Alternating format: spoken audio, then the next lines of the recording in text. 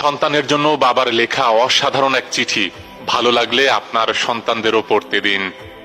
প্রিয় সন্তান, আমি তোমাকে 3টি কারণে এই চিঠিটি লিখছি। 1, জীবন, ভাগ্য এবং দুর্ঘটনার কোনো নিশ্চয়তা নেই, কেউ জানে না সে কতদিন বাঁচবে। 2, আমি তোমার বাবা, যদি আমি তোমাকে এই কথা না বলি অন্য কেউ বলবে না। 3, যা লিখলাম তা আমার নিজের ব্যক্তিগত তিক্ত অভিজ্ঞতা, এটা হয়তো তোমাকে অনেক অপ্রয়োজনীয় কষ্ট পাওয়া থেকে রক্ষা করতে পারে। জীবনে চলার পথে এগুলো মনে রাখার চেষ্টা করো। 1, যারা তোমার প্রতি সদয় ছিল না তাদের উপর অসন্তোষ পুষে রেখো না, কারণ তোমার মা এবং আমি ছাড়া তোমার প্রতি সুবিচার করা কারো দায়িত্বের মধ্যে পড়ে না।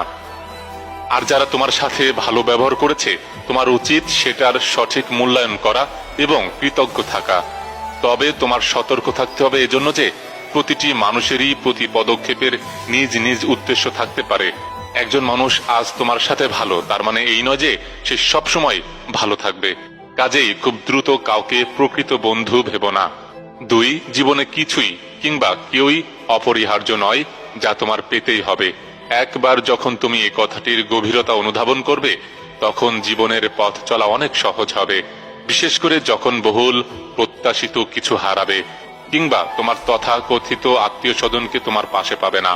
3, জীবন সংক্ষিপ্ত। আজ তুমি জীবনকে অবহেলা করলে কাল জীবন তোমাকে ছেড়ে চলে যাবে।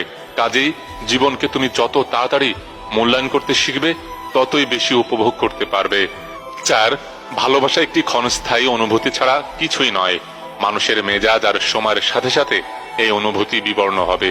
যদি তোমার তথাকথিত কাছের মানুষ তোমাকে ছেড়ে চলে যায়, ধৈর্য ধরো।